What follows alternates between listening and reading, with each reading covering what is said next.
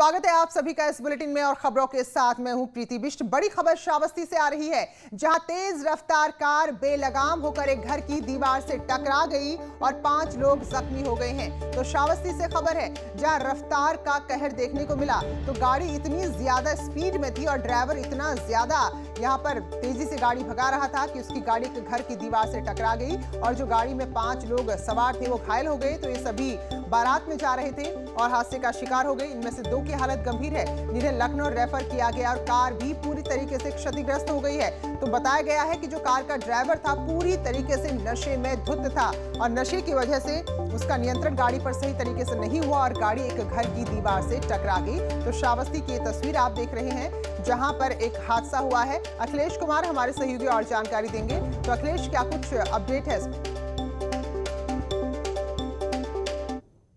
Corona में गए थे शादी में शामिल होने के लिए। शादी उससे पहले ही ये तेज रफ्तार में भी थे।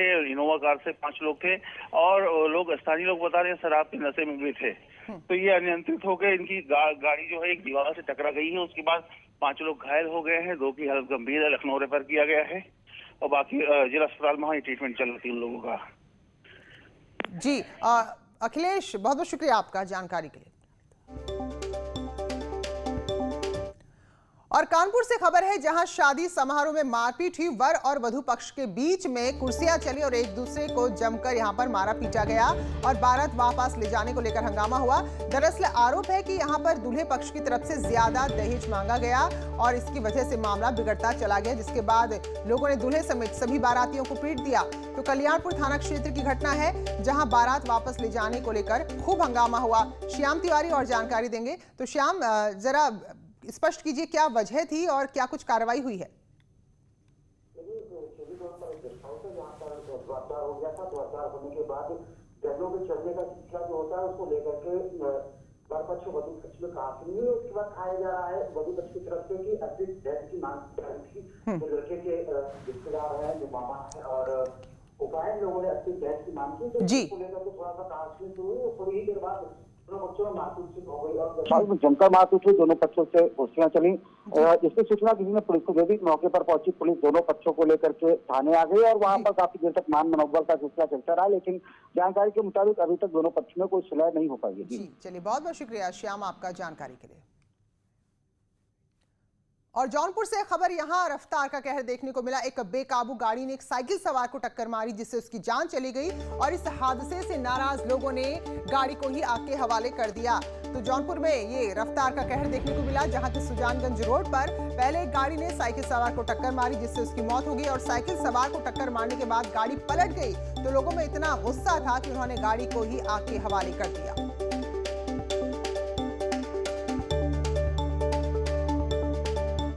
और महराजगंज में एक हत्या से लोगों का आक्रोश देखने को मिला। परिजनों ने हाईवे पर जाम लगा दिया और लापरवाही का आरोप पुलिस पर भी लगाया है। खेत में दरअसल बच्चे का शव मिला था और चाचा ही अगवा पीयूष का कातिल निकला। तो इस मामले को लेकर लोगों में काफी आक्रोश है। तो बच्चे का अपहरण हुआ था, वो खबर भी हमने आपको दिखाई थी और बड़ी ही दुखद ये खबर आई, क्योंकि बच्चे की हत्या कर दी गई। तो अब ऐसे में आरोपी की गिरफ्तारी को लेकर लोगों में काफी नाराजगी है और उन्होंने हाईवे पर जाम लगा दिया।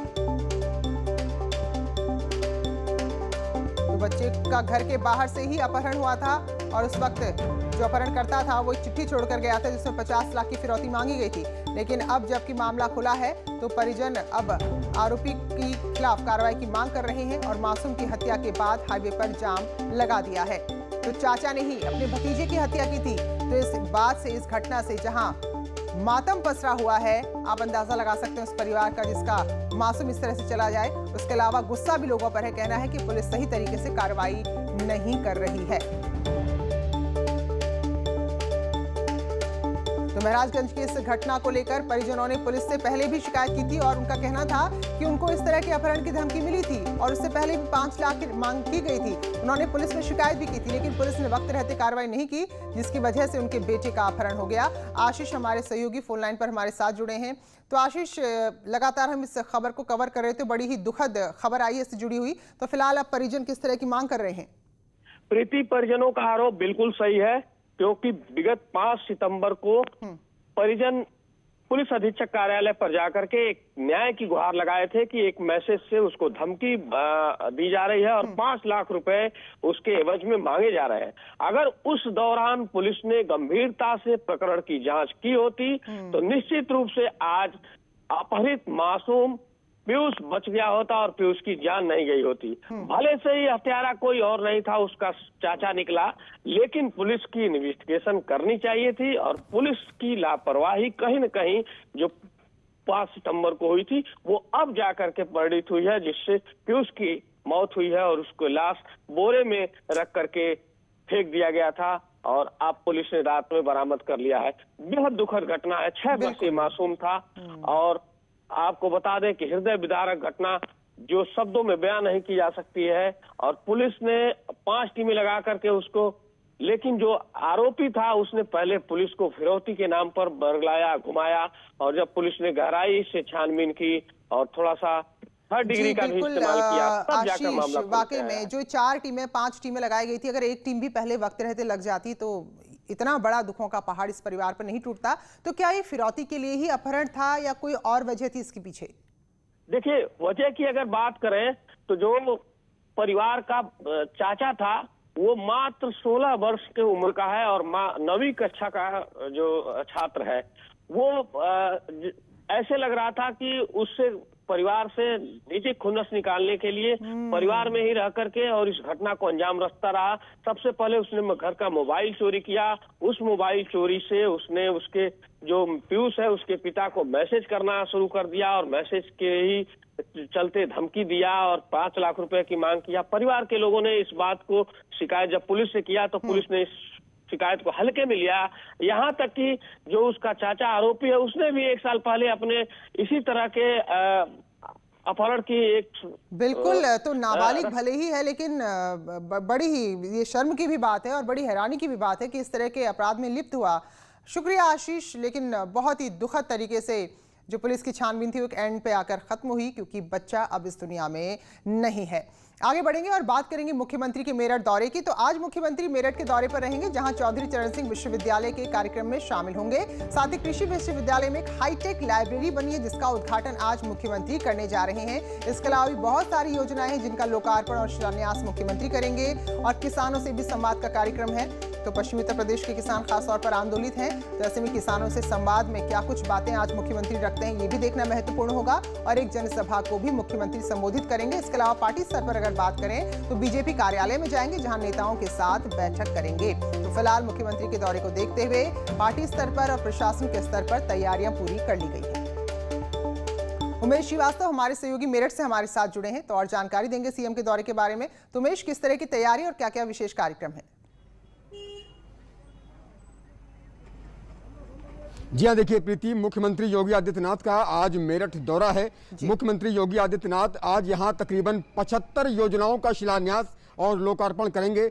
मुख्यमंत्री योगी आदित्यनाथ तकरीबन 11 बजे मेरठ के सरदार वल्लभ भाई पटेल कृषि विश्वविद्यालय पहुंचेंगे जहां वो केंद्रीय पुस्तकालय का लोकार्पण करेंगे, साथ ही कृषि प्रदर्शनी का अवलोकन करेंगे और एक किसानों को संबोधित भी करेंगे, किसानों से संवाद भी करेंगे। न्यूज़ 18 की टीम इस वक्त मेरठ के सरदार वल्लभ भाई पटेल कृषि विश्वविद्यालय परिसर में मौजूद है और यहाँ की तस्वीरें आपको दिखाना चाहूंगा कि मुख्यमंत्री के स्वागत को लेकर के समूचे कृषि विश्वविद्यालय परिसर को बैनर्स और पोस्टर से पाट दिया गया है। यहाँ सुरक्षा के भी कड़े बंदोबस्त किए गए हैं, चप्पे चप्पे पर निगरानी की जा रही है। थोड़ा सा आगे बढ़ेंगे और दिखाएंगे, ये मेरठ के सरदार वल्लभ भाई पटेल कृषि विश्वविद्यालय का परिसर है और यहाँ सुरक्षा व्यवस्था आप देख सकते हैं कितनी कड़ी है।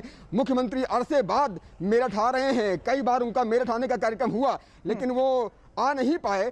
अरसे बाद मुख्यमंत्री आज मेरठ की धरती पर उतरेंगे और यहाँ कृषि विश्वविद्यालय परिसर को सौगात देंगे। यहाँ केंद्रीय पुस्तकालय का लोकार्पण करेंगे। बेहद ही हाईटेक पुस्तकालय ये बनाया गया है। 2017 में इस पुस्तकालय के बनने की शुरुआत हुई थी और तकरीबन 23 करोड़ रुपए की लागत से केंद्रीय पुस्तकालय बनकर तैयार हो गया है और मुख्यमंत्री इसका लोकार्पण करेंगे। सरदार वल्लभ भाई पटेल की प्रतिमा को भी माल्यार्पित करेंगे मुख्यमंत्री। आप देख सकते हैं तैयारियां कि किस तरह से कृषि विश्वविद्यालय परिसर को यहाँ फूलों से सजाया गया है और संवारा गया है, सुरक्षा के व्यापक बंदोबस्त किए गए हैं। तो अब सबको इंतजार है 11 बजने का। 11 बजे मुख्यमंत्री योगी आदित्यनाथ यहाँ आएंगे और 75 योजनाओं का शिलान्यास और लोकार्पण करेंगे। देखने वाली बात होगी कि मुख्यमंत्री जब यहाँ किसानों को संबोधित करते हैं तो वो क्या कहते हैं, क्योंकि पश्चिमी उत्तर प्रदेश के किसान आंदोलित भी हैं कृषि कानून को लेकर। ऐसे में वो क्या संवाद करते हैं किसानों से, इस पर हमारी निगाहें रहेंगी। बिल्कुल उमेश, और तैयारियां आपके पीछे नजर आ रही हैं और कितने एक एक चीज का ध्यान रखा जा रहा है। बहुत बहुत शुक्रिया आपका। तो आगे आपसे हम लगातार जुड़े रहेंगे, अपडेट लेते रहेंगे। तो आज मुख्यमंत्री किसानों से भी संवाद करने वाले। बहरहाल इन सबके बीच 18वें दिन में पहुंच चुका है किसानों का आंदोलन। दिल्ली बॉर्डर पर किसान डटे हुए हैं। सरकार और किसान संगठनों के बीच बातचीत भी चल रही है। शनिवार को किसानों ने दिल्ली में रक्षा मंत्री राजनाथ सिंह और कृषि मंत्री नरेंद्र सिंह तोमर के साथ मुलाकात की। इसके बाद किसानों ने नोएडा दिल्ली को जोड़ने वाले चिल्ला बॉर्डर को खोल दिया। हालांकि वहां पर बॉर्डर जरूर खोल दिया गया, लोगों की परेशानी थोड़ा कम जरूर हुई, लेकिन आंदोलन नहीं रुका है, खत्म नहीं हुआ है और लगातार आंदोलन जारी है। और हमारे सहयोगी हमारे साथ अलग अलग जगह से जुड़ चुके हैं। शंकर आनंद दिल्ली से जुड़े हैं, जबकि अमित राणा हमारे सहयोगी गाजियाबाद यूपी बॉर्डर से हमारे साथ जुड़ चुके हैं। तो शंकर, पहले आपसे जानना चाहेंगे कि आज 18वें दिन में क्या कुछ नया हो सकता है, आंदोलन की दिशा क्या कुछ आज के दिन के बाद तय हो सकती है?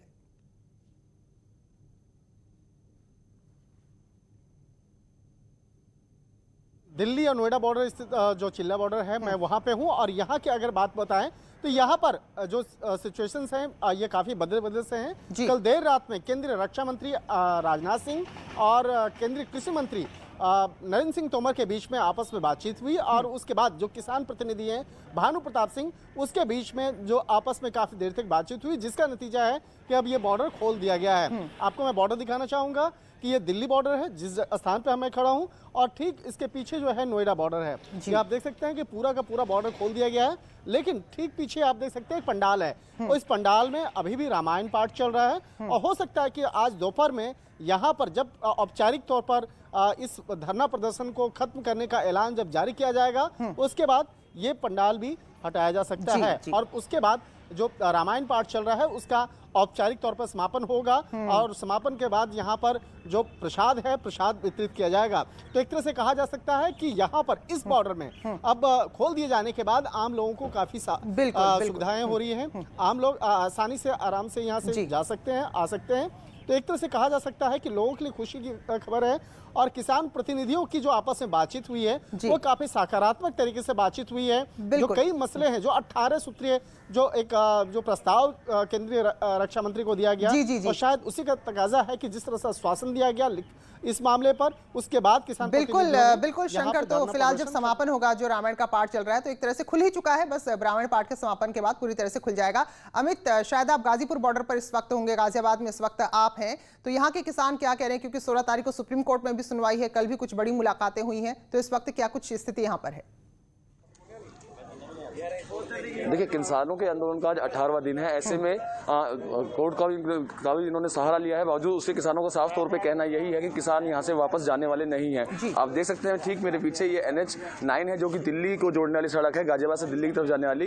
किसानों का साफ तौर पर कहना यह है कि इस बार किसान आर पार की लड़ाई के मूड में है। कई दौर की वार्ताएं भी हो चुकी है, लेकिन वो तमाम वार्ताएं विफल रही, बेनतीजा रही, जिसके चलते किसान अभी भी कह रहे हैं कि जब तक हमारी मांगे नहीं मानी जाएंगी हम वापस नहीं जाएंगे। कुछ किसान मेरे साथ हैं, लगातार वार्ताओं का दौर चला, कई दौर की वार्ताएं हुई, कोई निष्कर्ष निकल कर नहीं आया। टोल भी फ्री कराए गए, एक दिन का भारत बंद का आह्वान भी किया गया। कल की क्या रणनीति है आपकी? हमारी रणनीति परली रोड बंद करने की भी है जी। कल अच्छा, जब तक हमारी मांगे नहीं मानेंगे हम लोग यहाँ से जाने वाले नहीं हैं जी। घर से हम 1 साल का पूरा राशन लेके चले हैं जी। बस मोदी जी को ये जो 3 उन्होंने बिल बनाए हैं वो वापस लें, सीधा एक फंडा है हमारा बस। अच्छा, चिल्ला बॉर्डर पे जो किसान बैठे हुए थे, कल उनकी रक्षा मंत्री राजनाथ सिंह से और जो केंद्रीय कृषि मंत्री हैं तोमर जी, उनसे भी बात हुई है, तो वो लोग हटने को तैयार है, उन्होंने वहाँ पे अपना खत्म भी कर दिया आंदोलन। ये खाली फेक बात है, कोई हटने के लिए तैयार नहीं है, कोई हटने के लिए तैयार। चलिए, साफ है, किसानों को साफ तौर पे कहना है कि कोई भी हटने को तैयार नहीं है, क्योंकि किसान तमाम जो थे जहाँ चिल्ला बॉर्डर खुल चुका है लगभग, वहीं यहाँ के किसान कह रहे हैं कि आज तो एक सड़क जाम है, कल को दूसरी सड़क भी पूरी तरह से बंद करेंगे। तो आप दोनों नजर बना रखे, शंकर और अमित, बहुत बहुत शुक्रिया फिलहाल के लिए आप दोनों का जानकारी देने के लिए। एक छोटा सा ब्रेक, लौटते हैं जल्द ही।